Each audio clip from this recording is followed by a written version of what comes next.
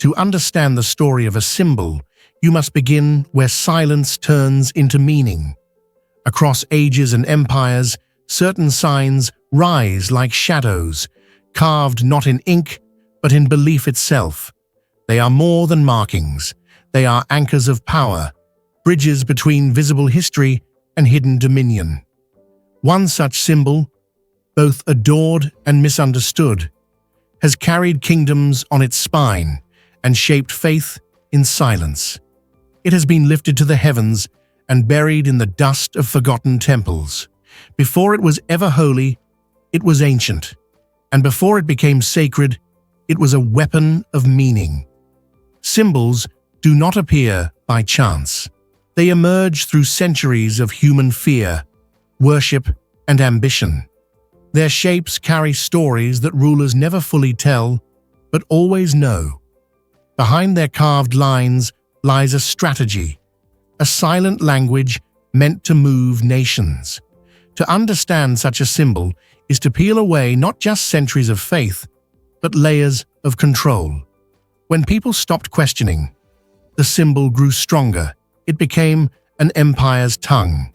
The cross did not begin on church altars. It rose from soil where gods were born in secret, where the sacred and the forbidden walked hand in hand. You must understand, what is seen as divine often begins as something entirely different. The earliest hands that shaped this form did not speak of redemption or resurrection. They spoke of the sun and the cycles of power. They carved the symbol, not as a tribute to mercy, but as a key to influence. When a sign passes through enough hands, its meaning mutates. What was once pagan can become holy. What was once feared can be wrapped in hymns. It is not the stone that changes, but the voice that names it. And so, a symbol becomes a throne. Throughout history, people trusted the symbol more than they trusted their own questions. It appeared above gates, on sacred ground, on the banners of those who claimed righteousness. It spoke without speaking. It demanded without shouting. It became both shield and chain. Rulers understood this better than believers did. They knew symbols are not decorations, they are tools. And the cross became one of the most powerful tools ever forged by human hands, a weapon dressed in light, carrying centuries of hidden meaning behind its seemingly simple shape. Long before sermons echoed in cathedrals, the cross belonged to other worlds. Its lines mirrored older beliefs, older gods, older rituals buried under centuries of smoke and incense. Pagan hands drew it to speak of sun gods and harvest cycles. Mystery religions held it close, whispering of power that bypasses words. When new faiths rose, they did not erase the past, they absorbed it. What was once a mark of ancient ritual became a banner of divine authority. In that transformation lies the most dangerous kind of magic, the kind hidden in plain sight. Across temples, battlefields, and royal courts, this symbol gathered strength, like a storm swallowing wind. Every empire that touched it left its fingerprints behind. It became layered, no longer belonging to one people, one faith, or one meaning. It became a mask, worn differently by every generation.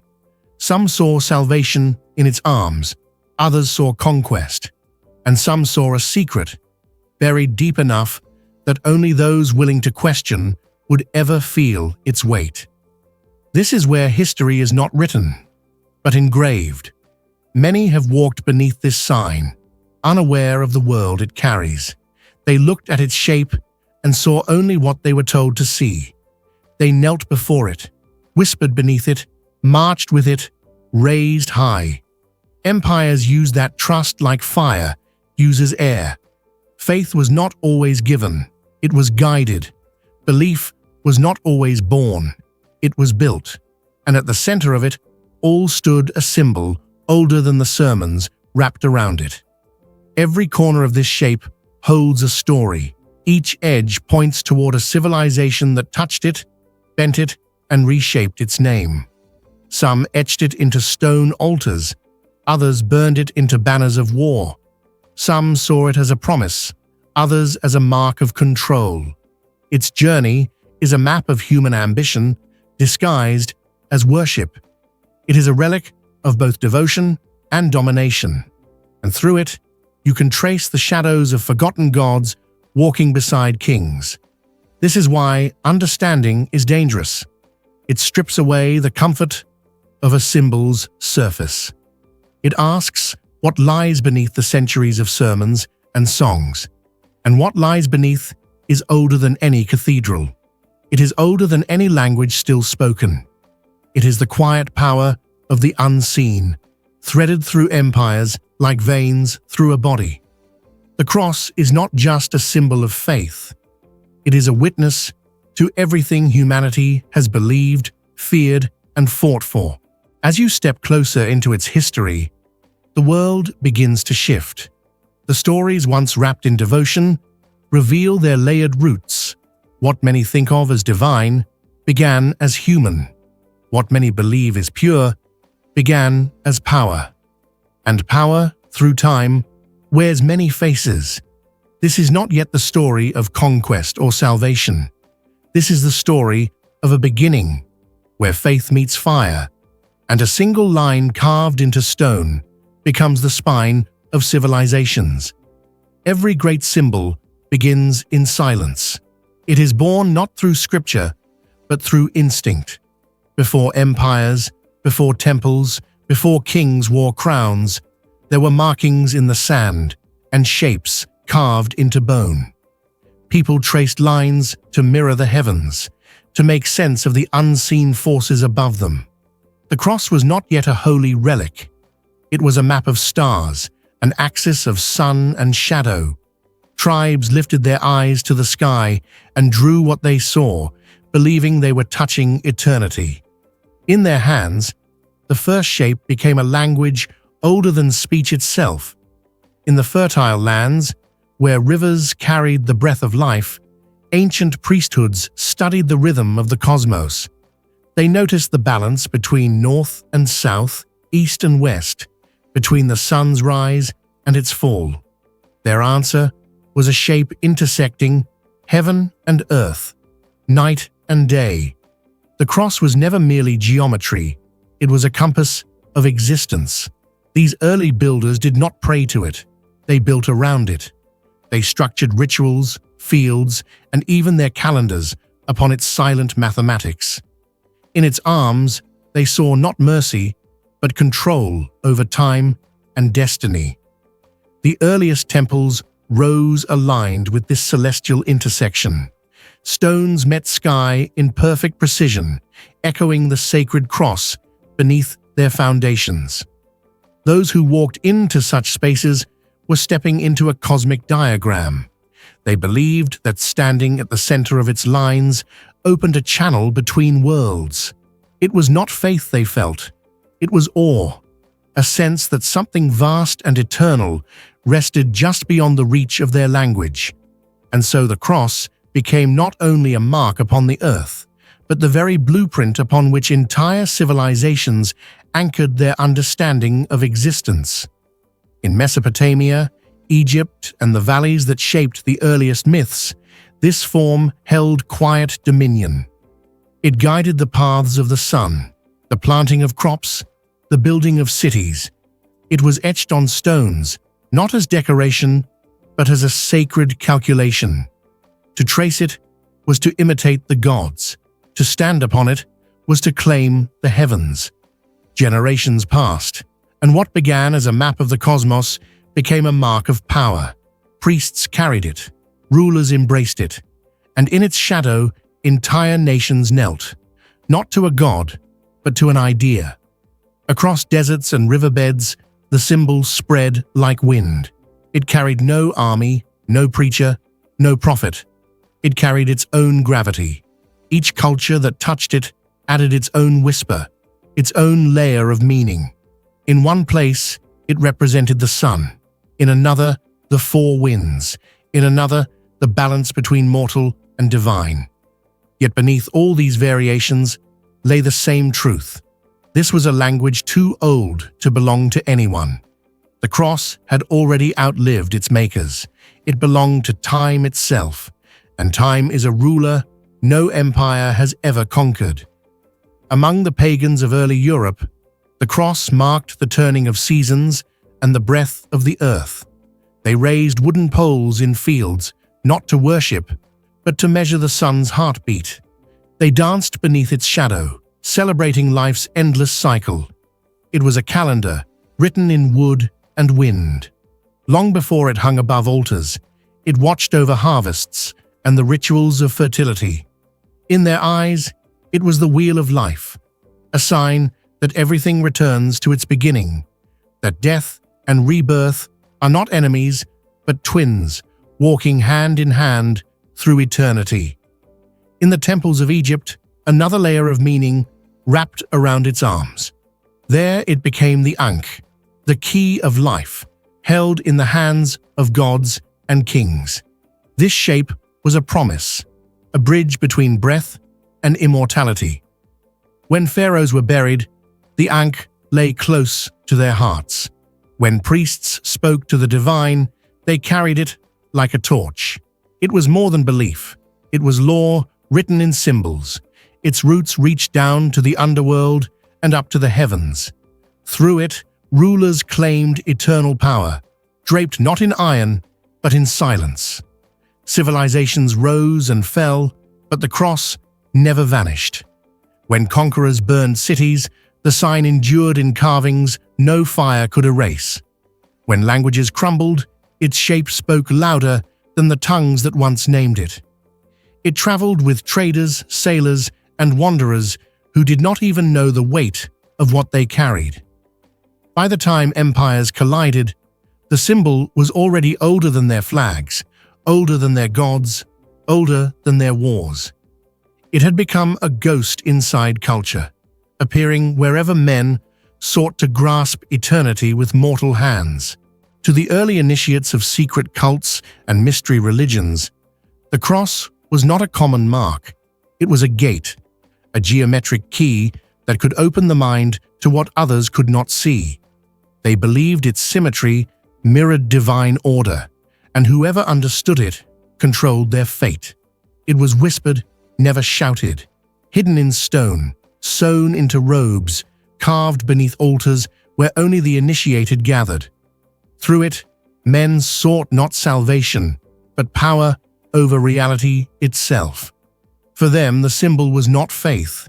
It was a mechanism, a precise device of hidden knowledge. By the time organized faiths began to rise, the cross was already a sovereign entity. It had walked through centuries, absorbing every hand that tried to claim it. Pagan or priest, king or farmer, all bent beneath its quiet rule. It was no longer tied to a single belief. It had become a mirror, reflecting whatever story a people needed to tell. But beneath the layers of myth and prayer, the original shape remained unchanged. A cosmic axis, older than gods, older than names, older than the idea of holiness itself. When power recognized the language of the symbol, everything began to change. What had been a cosmic pattern became a tool for dominion. Rulers understood what the ancients had quietly known. A shape can command hearts more efficiently than armies. The cross was no longer a silent map of the stars. It became a throne in disguise. Leaders raised it above cities, not to study the heavens, but to rule the earth. It became the silent emblem of authority, placed where no sword could reach, inside belief itself. To hold the symbol was to hold the people. That was its quiet genius. Empires are built not just with stone and iron, but with stories. Symbols are the anchors of those stories. The cross offered something unmatched: simplicity. It was easy to carve, easy to raise, easy to remember. And within that simplicity lay its greatest strength. a mark anyone could make, yet none could truly own. When rulers took it for themselves, they were not inventing faith, they were mastering language, the language of silent obedience. What began as alignment with the sun was becoming alignment with power, and those who understood its potential began rewriting history through its shape. It entered royal chambers long before it entered temples. Kings saw in its lines a perfect crown, stable, eternal, unquestioned. It could unify soldiers, peasants, and priests without a single spoken word.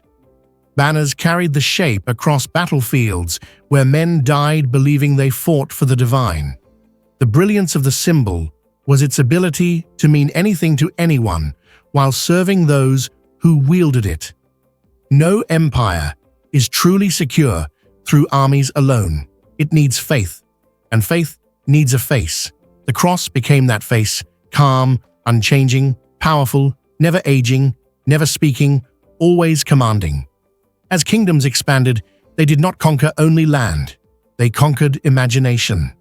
The cross stood at the entrance of their new worlds like a sentinel, marking what was theirs. Those who saw it rising above towers and temples understood a simple truth.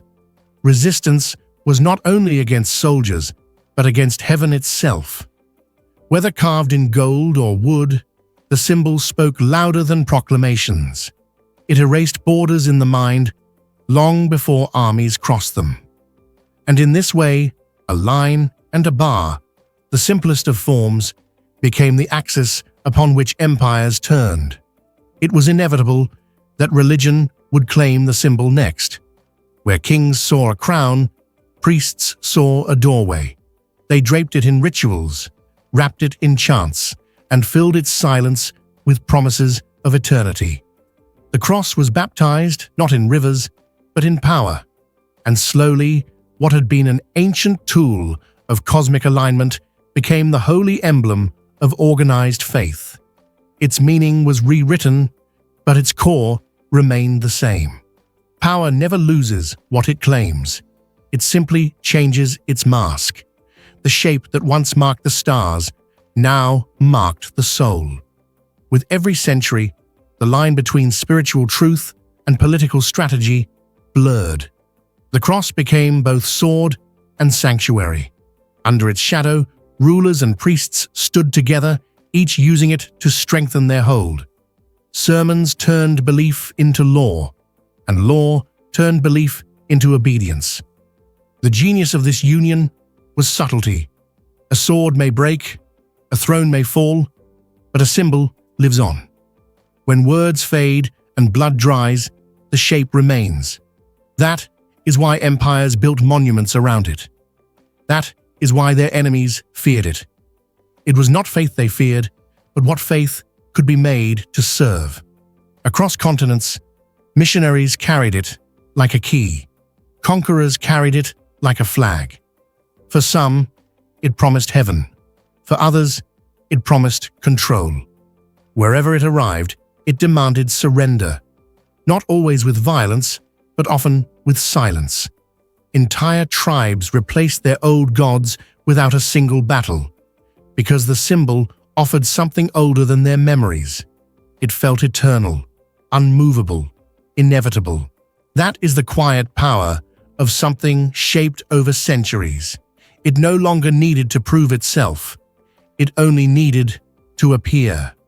When a people accept a symbol, they give it their language, their myths, their fears, and in time, the symbol gives them back a story of its own. The cross began to weave itself into lullabies and prayers, into the rise and fall of kingdoms. It stood at weddings and funerals, at births and deaths. It became the silent witness to every ritual a culture held sacred. And as it spread, its original voice was buried deeper, layer by layer, until only echoes of its true beginning remained. The transformation was not accidental. Power has always understood that symbols must feel divine to endure. The cross was elevated, not because it was new, but because it was timeless. A mark older than nations could never be fully questioned. To doubt it was to doubt everything. And so generation after generation was taught not the history of the symbol, but the story crafted around it. Stories are fragile. Symbols are not. That is why rulers favored shapes over scripture, form over memory, silence over truth. The moment the cross became holy was not a single event. It was a slow, deliberate weaving of politics and prayer. By the time the world looked upon it and saw only redemption, centuries of conquest and control had already been carved beneath that surface. And yet, like all powerful things, it wore innocence well. It stood in silence while empires spoke through it. That silence was its strength. That stillness was its dominion. And beneath its quiet edges, the oldest story remained, waiting to be remembered. History is rarely written in truth. It is shaped like a blade for purpose. As faith and power intertwined, the cross became the face of something far larger than belief.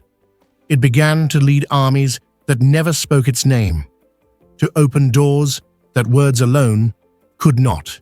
It became both a promise and a warning.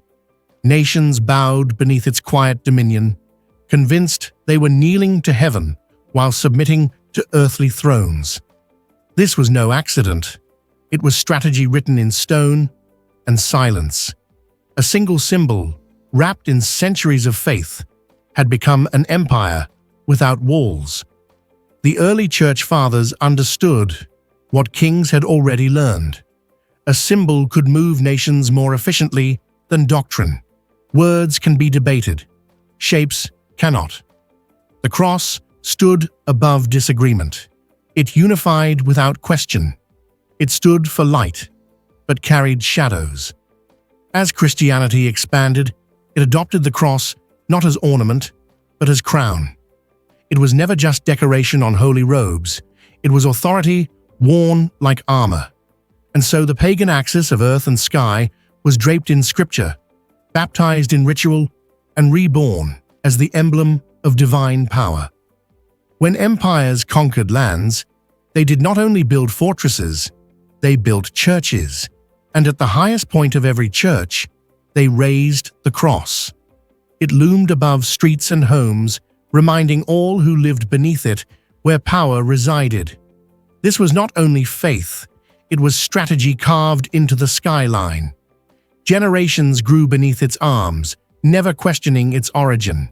They saw only holiness, never history. They believed they were looking toward heaven. In truth, they were staring at centuries of carefully constructed narrative. The genius of this conquest was subtlety. Conquering the mind requires no swords when belief stands guard. The cross entered lands long before armies arrived. It softened resistance with promises of salvation, wrapped conquest in light. Villages burned their old idols without realizing they were trading one throne for another. A symbol does not shout. It whispers until the world listens. And when the world finally listens, it obeys. That is how empires are built. Not just with borders, but with faith carved into their foundation. In the temples of Rome, where gods once stood on marble pedestals, the cross replaced statues that had ruled for centuries. It did not arrive as a stranger. It arrived as a survivor, wearing new names. Old gods were not destroyed. They were absorbed. Pagan festivals were given new meanings, and rituals that once belonged to Jupiter and Sol now bore the name of Christ. The cross became the bridge between the old world and the new, ensuring the empire's authority never truly fractured, only changed its robes. The most brilliant strategies are those that leave no trace of conquest. The cross accomplished this perfectly. It did not need to erase the past. It only needed to dress it in new language. Where a sun god once stood, now stood the Son of God. Where a harvest festival bloomed, now bloomed holy feasts. The people felt continuity, not interruption. They felt devotion, not manipulation. Yet beneath the hymns, the symbol whispered its older tongue, unchanged, waiting. Throughout Europe, this strategy unfolded with near perfection. Ancient sacred sites were transformed into churches. Forest clearings, once dedicated to earth spirits, now bore the weight of stone chapels. Rivers that hosted pagan rituals were blessed with holy water. The land did not change, the language did. And at the center of this transformation stood the cross, silent and unyielding, absorbing everything around it like a mirror reflecting power back to those who held it. Symbols thrive when memory fades. As generations passed, fewer remembered the cross as anything other than holy. The pagan fires beneath its shape grew cold. Only fragments of older myths remained, hidden in folklore and forgotten songs. What had once been a cosmic axis, a sun marker, a pagan relic, was now inseparable from Christian identity. It had shed its mask of conquest and worn a crown of light. But light, too, can cast long shadows. And those shadows carried secrets. What many don't see is how every age adds its layer, not by accident, but by necessity. Religion needs certainty. Symbols provide it. The cross gave Christianity a visual heart that could not be questioned. It united distant lands beneath one image. It silenced doubt with its simplicity. To challenge it was not to question power, but to question God himself. And few dared to question God. In this way, a line and a bar held empires together. By the time the Middle Ages dawned, the cross was no longer a borrowed emblem. It had become the cornerstone of faith and empire alike. It crowned kings, blessed wars, sanctified laws. It was etched into armor and whispered into prayers. To touch it was to touch power itself. And beneath this holy glow lay a truth, older than cathedrals, older than kingdoms, older than every sermon ever spoken. The shape remained what it had always been, a timeless language, understood not by gods, but by men. The Middle Ages turned the cross from an emblem of faith into an instrument of law. It no longer belonged solely to temples and prayers. It was carved into courthouses, stitched into banners, and engraved on the seals of kings. The symbol became inseparable from authority itself. No war began without its blessing. No oath held power without its shadow. It no longer hovered only above altars. It hung over every decision made in royal halls. For centuries, faith and power spoke with the same voice, and in the center of that voice stood a symbol that needed no explanation. When a symbol wears holiness, it becomes untouchable. The cross became a shield not only for belief, but for the ambitions of men. Kings raised it to legitimize their wars. Priests raised it to sanctify their words. Common people bowed to it, never questioning whether the wars were holy or merely convenient. It gave every act a higher justification. Power, when wrapped in the language of faith, rarely needs to defend itself. The symbol did the speaking.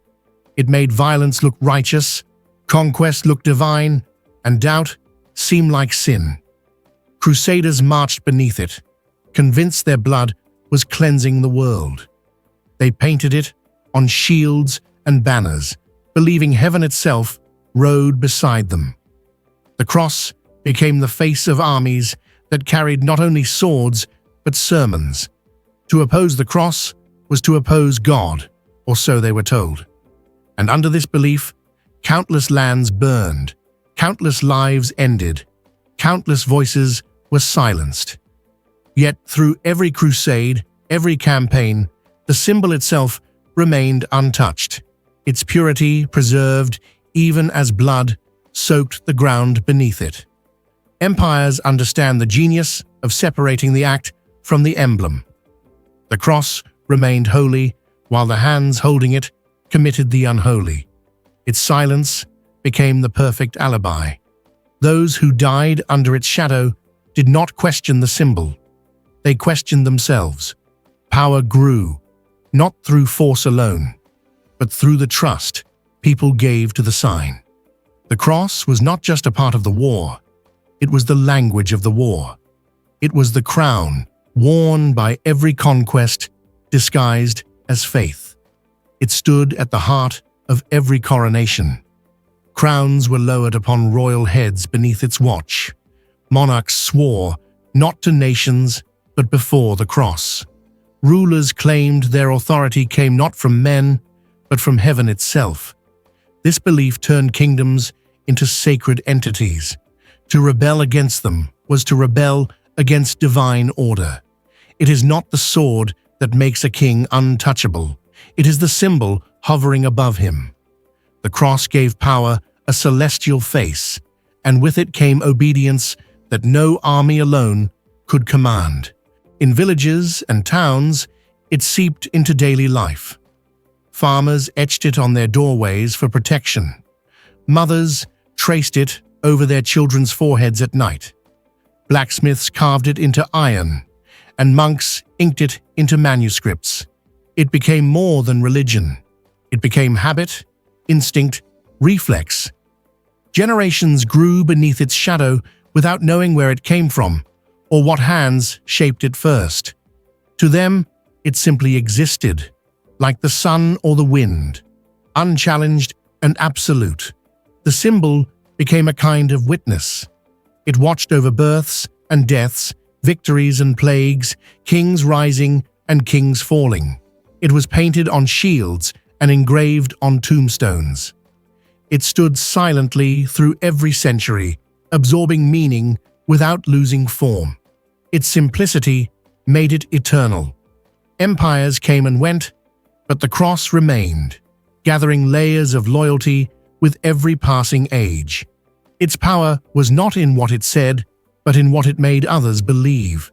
Even when kingdoms fractured, the symbol held their fragments together. It became the glue of cultures that no longer shared a language. It turned belief into structure, structure into law, law into obedience.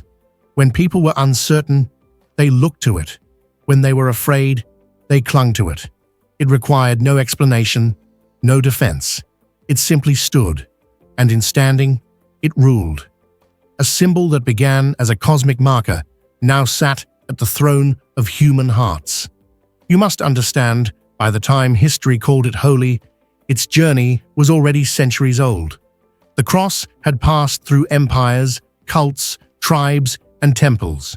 It had been sun, star, axis, throne, and now a god's mark. Yet the stone beneath it still remembered older hands. Those who shaped it first never spoke of heaven. They spoke of power. And that language still lives beneath every cathedral and every hymn, waiting for those who choose to listen. As the medieval world grew darker, the cross grew brighter. It lit battlefields and sanctified executions. It blessed both the conqueror and the conquered. Its beauty masked its history, and its history became a secret buried beneath devotion. People no longer saw the shape. They saw only the promise it carried. That is how power survives, not through force, but through faith willingly offered to something carved long before the world learned to question it. Throughout history, symbols are never left untouched. They are inherited, reshaped, and reborn beneath the veils of power.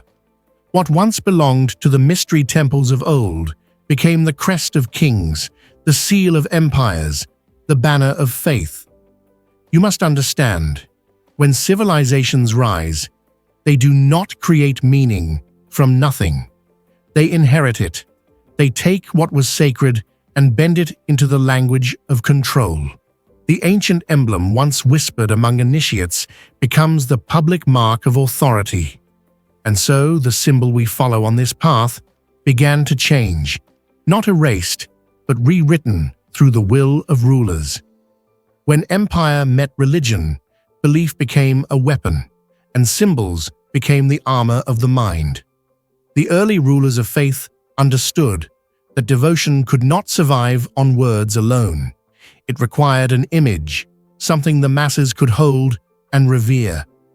So, the old sign was lifted from the temples of secrecy and placed atop the citadels of kings. It was engraved on banners, carved into marble, burned into gold. The people bowed not to its ancient essence, but to its new command. What many don't see is that the transformation was not spiritual. It was political, deliberate, and absolute. You must understand this was not theft. It was transmutation. The same form, the same geometry, but reborn in doctrine. Every new ruler redefined its purpose, cloaking the old meaning beneath divine rhetoric.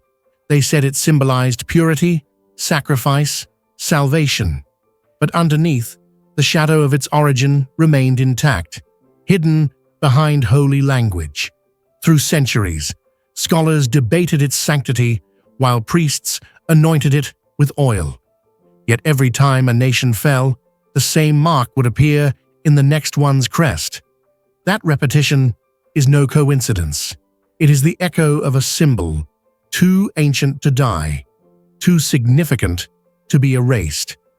As temples turned to cathedrals and mystery schools to monasteries, the guardians of knowledge adapted. They did not abandon their codes. They disguised them. The symbol became a vessel that could survive the wrath of new belief systems. When persecution struck, when empires collapsed, when idols were shattered, the mark endured. Through its endurance, secret societies found continuity. For them, it was not a relic of faith, but a cipher of continuity, a language through which power remembered itself. The people prayed before it, unaware that what they worshipped was not just holy, it was historical, layered in the medieval age beneath the surface. Symbol became divine law. Knights carried it across continents, crusaders stitched it into flags, and kings declared it the seal of destiny. Behind every conquest lay the belief that the mark itself carried celestial approval.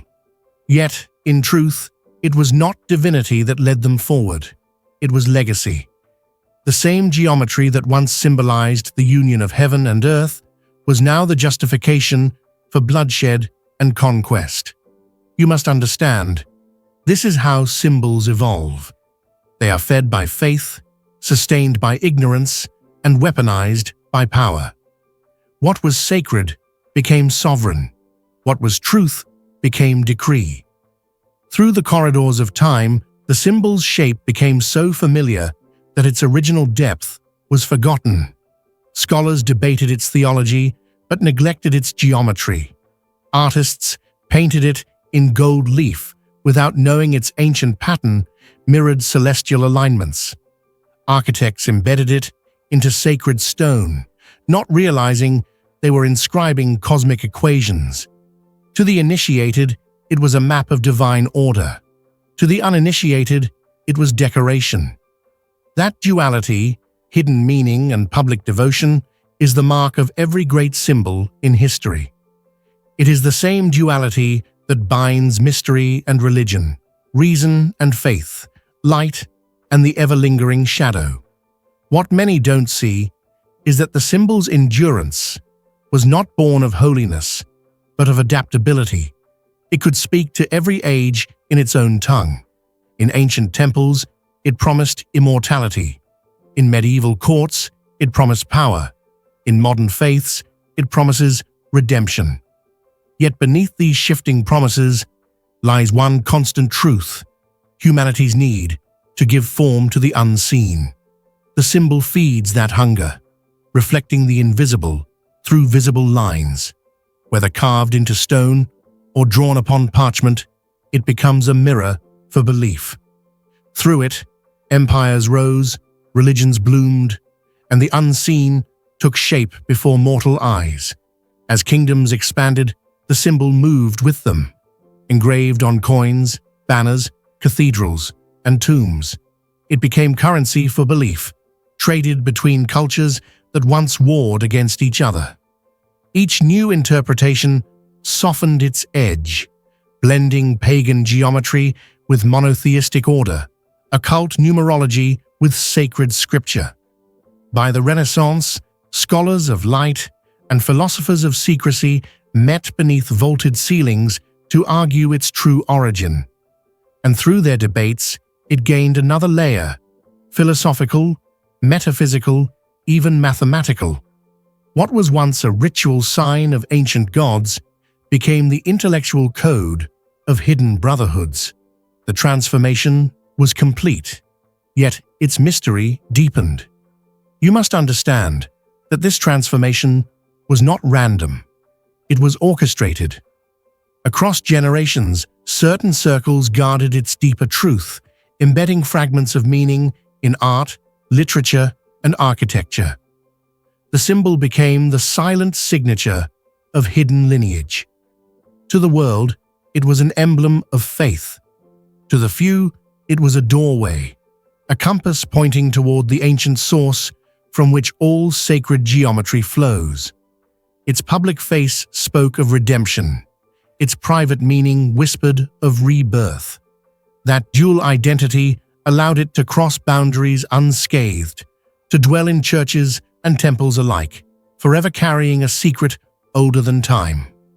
And so, by the dawn of the modern world, the symbol stood at the center of civilization itself, visible in every empire, language, and faith. Yet its essence remained unchanged. It still spoke in silence, still carried the memory of the first age, when mankind looked upward and sought the divine through form. What began as an invocation became an institution. What was once whispered became doctrine. The ancient mark endured because humanity needed it to endure. It became both truth and illusion, faith and power, eternity and possession. And though history rewrote its story, the symbol itself never forgot its origin. As the symbol crossed continents, it gathered accents of every culture it touched. In the East, it was adorned with new patterns of light, merging with celestial calendars and temple architecture. In the West, it became the sanctified emblem of kings and priests, fused with prophecy and conquest. The old pagan pulse still beat beneath the surface, though few could hear it anymore. What many don't see is that a symbol never loses its origin. It merely changes the costume it wears. Beneath silk or stone, beneath prayer or ritual, the same eternal geometry whispered, reminding humanity of its forgotten covenant. The spread of the symbol was not by accident, it was by hunger. Humanity longed for something that could unite heaven and earth in a single form. When new faiths rose, they looked backward, scavenging sacred patterns from those that came before.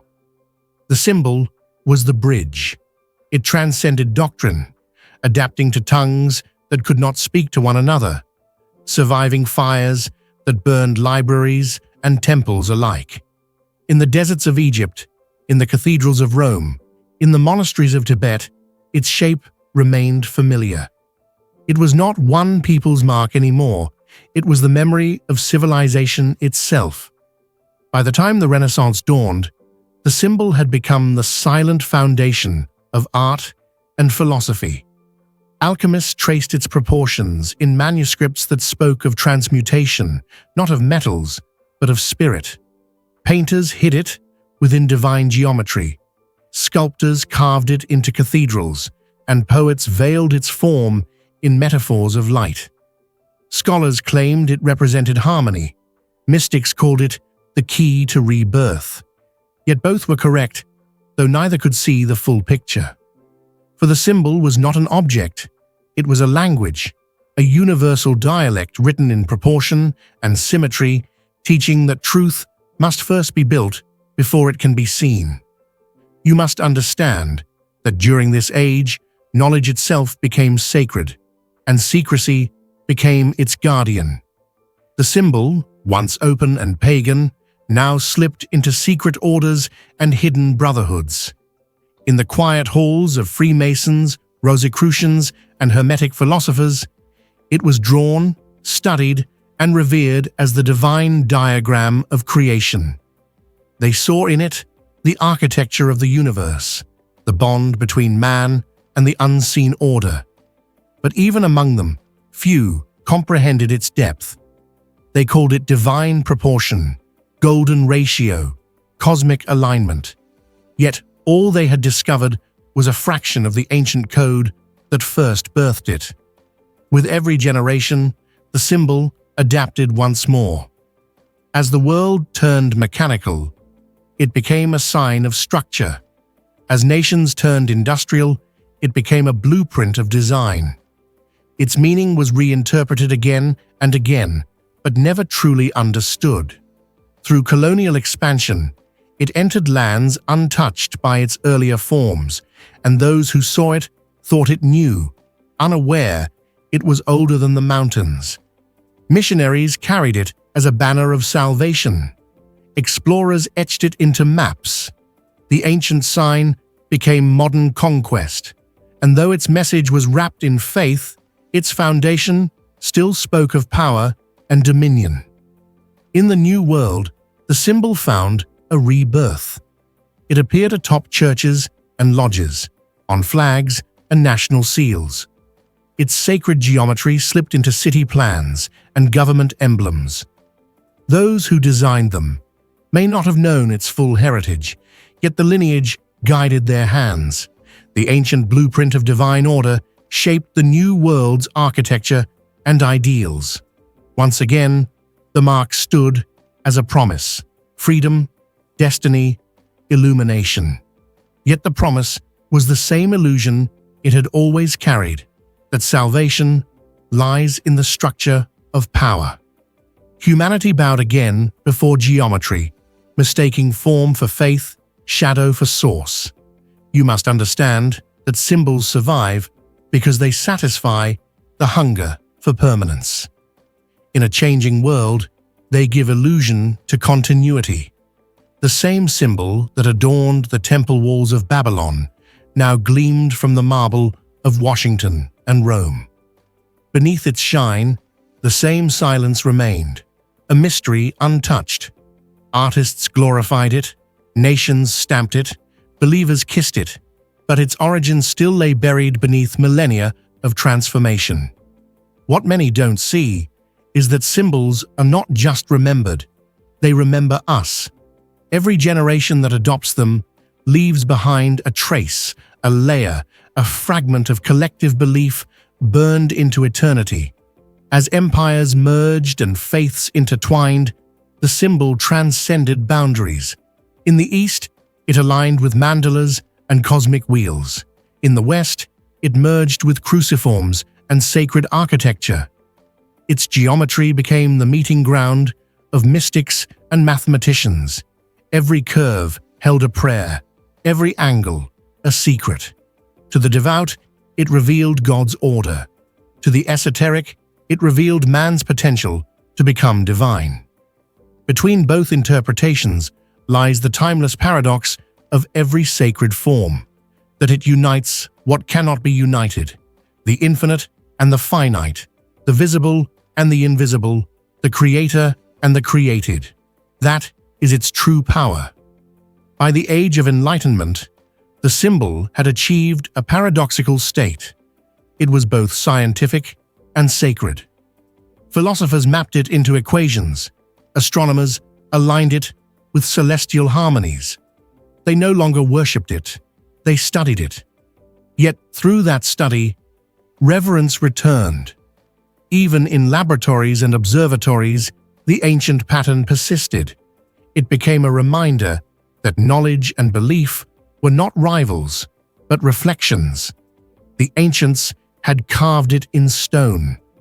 The moderns etched it in light. What neither truly grasped was that both were gazing upon the same eternal mirror, the one that shows not what God is, but what humanity seeks to become. And so, through conquest and enlightenment alike, the symbol endured. It stood at the gates of temples and universities, in stained glass, and in the equations of geometry. It was both the relic of mystics and the blueprint of architects. Across centuries, it witnessed the rise and fall of gods, empires, ideologies, and yet it remained. The world changed its meaning again and again, but the symbol never changed its truth. For deep beneath language, beneath dogma and time, it holds one secret still, that all forms are echoes of the same unseen order. And to find that order is to find oneself. In the modern age, the symbol no longer lives on stone or parchment. It lives within perception itself. It has become invisible, yet omnipresent, woven into the design of architecture, corporate emblems, political insignias, and digital screens. The sacred pattern now hides in plain sight, no longer needing temples or altars. Humanity sees it daily, yet no longer recognizes it. You must understand, this is the highest stage of a symbol's life, when it becomes the unseen code of civilization.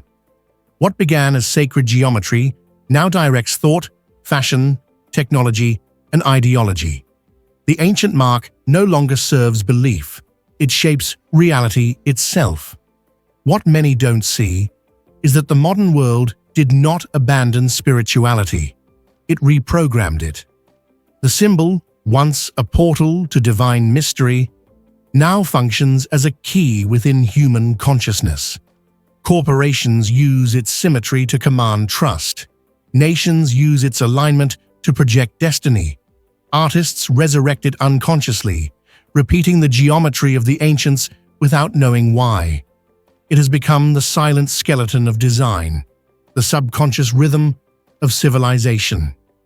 Every tower that pierces the skyline, every logo that commands attention, each carries echoes of that forgotten geometry. The sacred and the secular are no longer divided. They have merged into one form. Science calls it proportion. Psychology calls it archetype. Religion calls it revelation. Yet beneath those labels lies the same truth, that symbols govern emotion more deeply than words ever could. The ancient mark moves through us like an inheritance, coded in the mind. It speaks to memory, not language, to vision, not logic. When you look upon its shape, your eyes recall something older than thought. That recognition is not coincidence, it is remembrance. It awakens the same awe the ancients once felt when they looked upward and saw divine order in the stars. We have not evolved beyond symbols, we have become them. The modern believer may not kneel before altars, but still kneels before meaning. In a world saturated by information, the symbol offers simplicity, a single shape that promises order within chaos.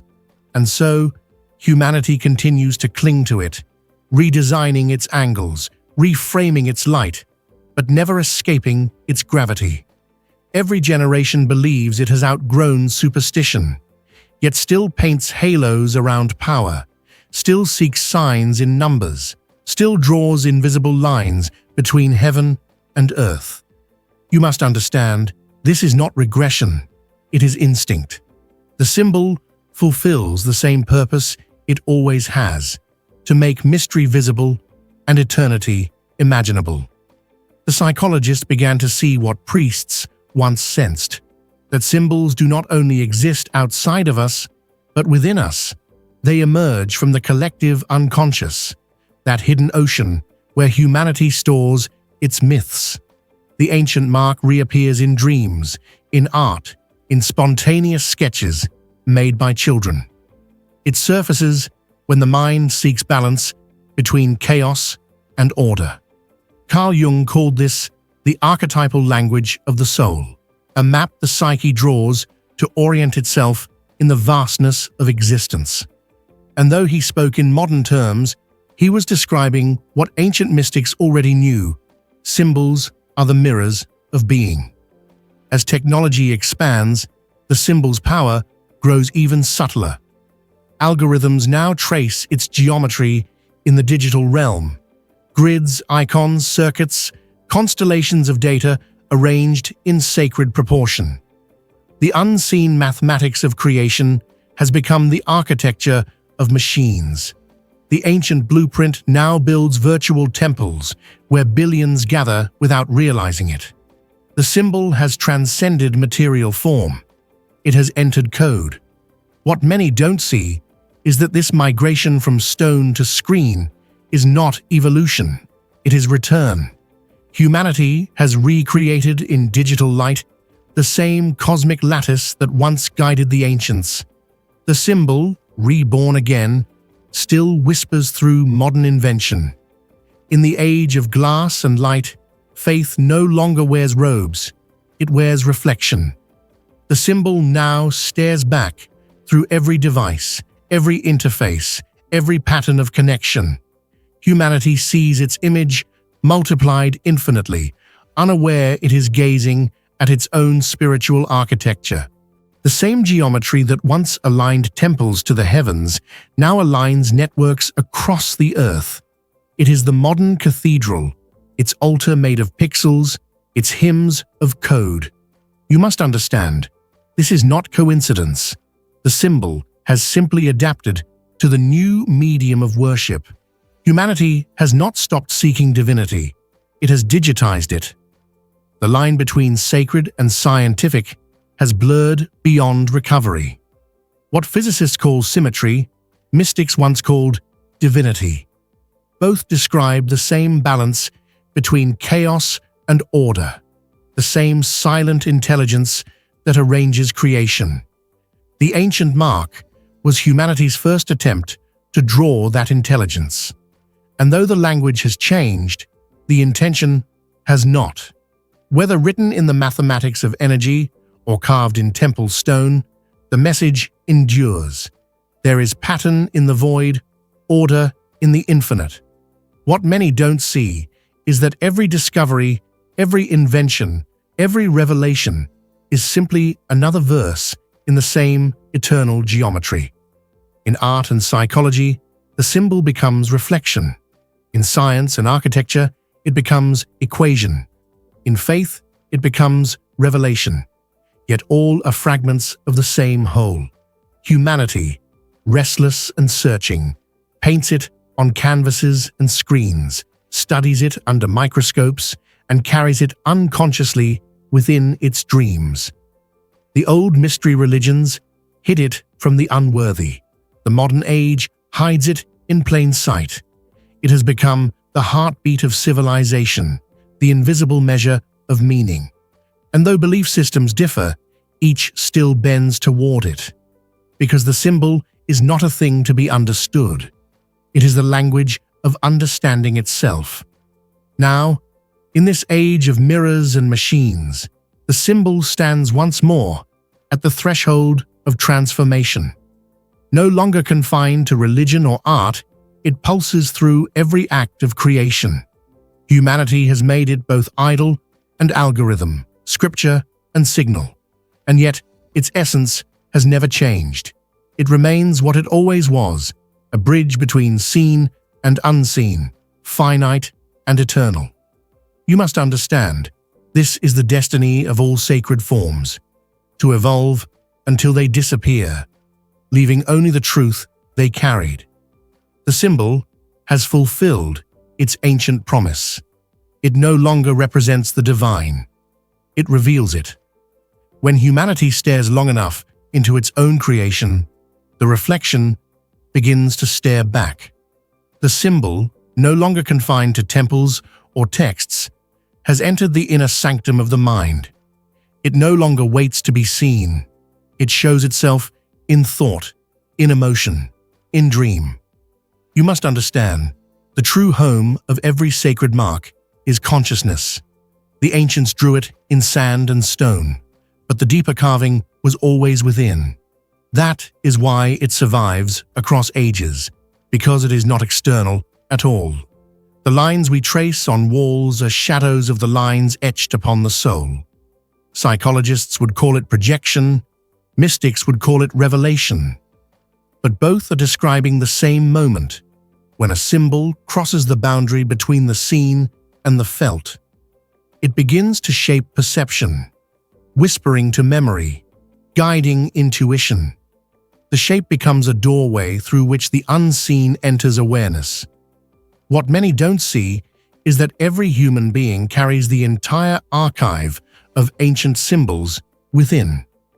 They rise in dreams not because they are imagined, but because they are remembered. The mind does not invent the sacred, it recalls it. The symbol awakens the part of us that has never forgotten truth. Throughout history, humanity sought salvation in temples and idols, in texts and prophets. But the symbol reveals that the divine was never outside, it was a mirror within. The old geometry that mapped the stars also maps the psyche. Each angle, each proportion, echoes the hidden architecture of thought and emotion. When one contemplates the symbol deeply, it begins to rearrange perception. Patterns emerge where chaos once ruled. Silence takes form, and form becomes meaning. This is not superstition, it is resonance. You must understand, the symbol's power lies not in what it shows, but in what it awakens, a memory of order within the self. In that awakening, a strange thing occurs. The boundaries between ancient and modern dissolve, between sacred and ordinary, between God and the human heart. The symbol becomes a living organism, its meaning changing as you breathe, its rhythm aligning with your pulse. The same form that guided mystics through deserts and monks through centuries now guides the individual through the labyrinth of mind. It becomes both compass and reflection, both teacher and student. The lesson it imparts is timeless, that divinity does not dwell in the sky, nor in stone, but in awareness itself. The moment you see the symbol clearly, you see yourself. You must understand that humanity's search for transcendence is the search for alignment. Every ritual, every philosophy, every act of creation is an attempt to bring the self into harmony with the invisible order. The symbol is that order given shape. Its angles mirror the balance between chaos and structure, motion and stillness. When you meditate upon it, you are not worshipping an image. You are tuning your consciousness to the frequency of creation. The ancient priests called it invocation. Modern thinkers call it focus. But both describe the same act, aligning the microcosm with the macrocosm, the inner world with the divine pattern. The more one studies its form, the more one realizes that every symbol is an invitation. It does not demand belief, it demands awareness. When you look long enough, the mind begins to dissolve the boundary between observer and observed. The shape no longer sits before you, it moves through you. It becomes breath, heartbeat, perception. This is the secret the ancients guarded behind initiation and oath, that the divine image can only be seen through transformation. To understand a symbol, one must become it. What many don't see is that this is not metaphor. It is the mechanics of enlightenment. To perceive truth, you must embody it. In this revelation, morality and mystery converge. The symbol no longer divides good from evil, light from dark. It reveals that both are essential halves of the same circle. Just as the stars require the night to be seen, the soul requires contrast to awaken. The ancient geometry never promised purity, it promised wholeness. You must understand, the divine pattern does not favor perfection, it favors balance. Those who chase only light blind themselves. Those who embrace both see clearly. This is why the symbol endures. It is the language of reconciliation, the constant reminder that creation is not flawless, it is complete. The spiritual mind recognizes in the symbol not dogma, but dialogue. It is a conversation between the finite and the infinite, played out in every heartbeat, every breath, every act of awareness. The more one listens, the more the symbol becomes soundless music, an orchestra conducted by silence. This is why mystics speak of illumination, not information. The light they describe is not seen by the eyes, but by the being. The ancient mark, whether drawn in sand or imagined in thought, points toward the same truth. Enlightenment is remembrance. To awaken is not to discover something new. It is to recall what was never lost. As the mind opens to that remembrance, fear begins to fade. The need to own truth, to prove belief, to defend meaning, all dissolve. The symbol teaches surrender, not conquest. For centuries, empires tried to claim it, to place crowns upon it, to declare it theirs. Yet here it remains, untouched by authority, still whispering the same secret to anyone who listens. Truth cannot be owned. It can only be lived. The moment you realize this, the symbol stops being history. It becomes heartbeat. Its lines are no longer ink or stone. They are motion itself, drawing existence into constant, sacred becoming. And in that becoming, humanity glimpses what the ancients called revelation. The realization that the universe itself is symbolic, that every mountain, every atom, every thought is a letter in the same divine sentence. The symbol you followed through history was only the doorway. Beyond it lies the vast architecture of being.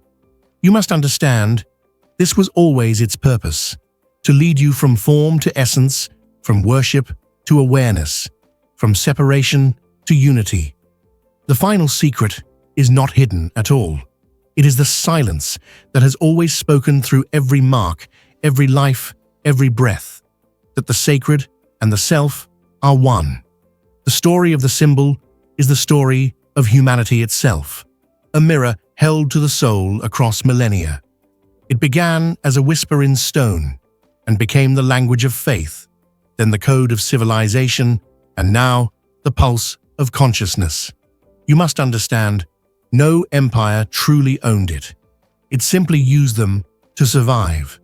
Every age carved its reflection upon its surface, believing it knew, yet the essence never changed. What many don't see is that the symbol was never asking for worship.